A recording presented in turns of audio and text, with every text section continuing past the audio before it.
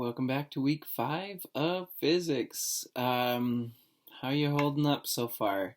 On Wednesday and Thursday, we're gonna do like a 15-minute whole class live segment. So it'll be nice to kind of reconnect with you then, and just sort of see how your weeks have been going. Set up our last segment here. We're into the final stretch, our final unit. This weekend has been quite an up and down at the Swanson household. Two quick clips to share. One video I made. Thursday was a particularly rough day. It didn't get much better from that until well into the weekend, but we did kind of reach a turning point. The weather was great. First, this one from last Thursday. It's April 23rd. It's been have a tough day in the Swanson house. It's fourth hour right now. Fourth hour kids are taking the quiz right now. And so I just wanted to pop on and do a quick message, something I thought of. Haven't showered yet. I wasn't intending on being on camera today, but I thought it's important enough. Just a little life lesson that I thought of is just that sometimes things are tough, and one thing that we're trying to do as teachers is prepare you for the real world. And taking quiz, problem solving, having to think out of your own brain is an important just thing in life to be a problem solver. One thing that just compounded my stress, it was just sort of the thing that come on, was I've been trying to get this wood glue open to fix one of my daughter's broken toys. And I have tried everything. It's glued on, it's glued dried in there. And I've been trying and couldn't get it. I tried gripping it with different things because I thought maybe it was just the friction wasn't enough.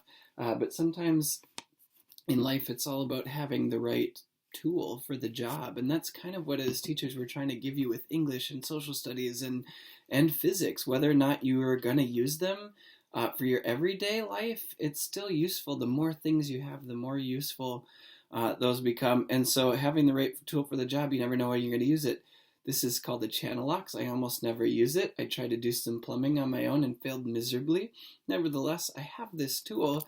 And so what I can do on here, not only does it give me a lot of grip, it gives me a lot more distance to move. And then with this tool, it is a piece of cake to open this bottle of glue. You can see all the glue that was just stuck in there, gluing this thing closed.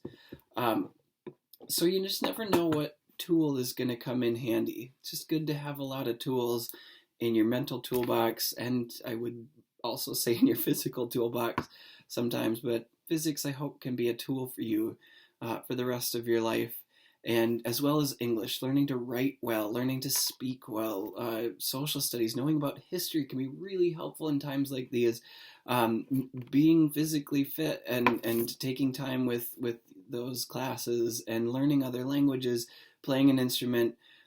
These are all tools that can help maybe on a tough day. I will probably pick up my guitar this afternoon as just a tool for stress relief because it's been a stressful morning. So just thought that could be a nice little moment to share with you. So miss you all dearly, and I'm excited to start our new unit next week. All right, have a great weekend. But now here's a brighter moment from later on in the weekend. Okay, ready? Ready! Let's go! Oh no, we're not gonna get over it. Look out. Oh, you okay? Are you okay? So now we're going to start our new and final unit, modern physics. So I'm really excited about this. This is typically one of my favorite parts of the whole year. I'm super psyched about it. So until now, the most recent thing we've been talking about has been Isaac Newton, late 1600s. We're going to get into modern physics. Newton, consequently, actually had to get sent home from school when he was in college for 2 years because of the bubonic plague. So he is no stranger to what we're all going through. And actually, during those 2 years, he came up with some of his best stuff, like that is like research on light and how white light breaks into the colors, refraction, that kind of thing. Um, Gravitation, theory of gravitation. If you've ever heard of that, he also invented calculus during this time. I found this. I think this is a meme that I thought was pretty clever. Um, Great things can be done in quarantine, and I hope that you're finding that you're getting off of the video games or whatever it is that you're wasting time with, and do something productive with your wonderful minds. I'm sure many of you and most of you are doing that. So modern physics is going to cover things from the very super teeny at the atomic level and the like subatomic particle level, all the way up to the super huge. I cover like our universe. So it covers things like quantum mechanics, quantum theory. Maybe you all heard those terms in Avengers Endgame last year. But it kind of covers some of that kind of stuff. Time travels in here. Astrophysics is another part of modern physics, kind of what's going on off of the Earth, out in there. Space travel, cosmology is kind of like the field of science that looks at how we got here and things like that. So a couple of your options will involve things like that. So 2 activities today. One is, well, out of these modern physics topics, my passions lay in the super huge. Okay, getting deep down into the atom is fascinating. I guess it's not necessarily where my passions lay. I'd rather get out into like large scale structures, like how galaxies form and how solar systems form, or why our universe is doing what it's doing and things like that. Is there life out there? So we're going to start by just getting a little look at our universe. We're kind of confined to our houses, and so to just see that there's not only a big world out there, there is a big universe out there, and there's tons of cool stuff in it. So my hope is just kind of pique your interest a little bit, get your thoughts.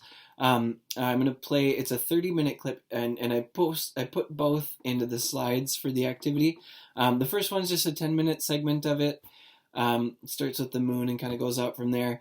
The next slide has the full 30 minutes, and if you have time to just really let your mind wander and see some wonderful, spectacular creations, I recommend watching the second one. The first one's the only one that's like required of you today. So do that. As you watch, pay attention to what you're thinking, how you're feeling about as you kind of take this journey in the universe. Take notes, journal, sketch, write a song, write some poetry, express yourself in whatever way you feel.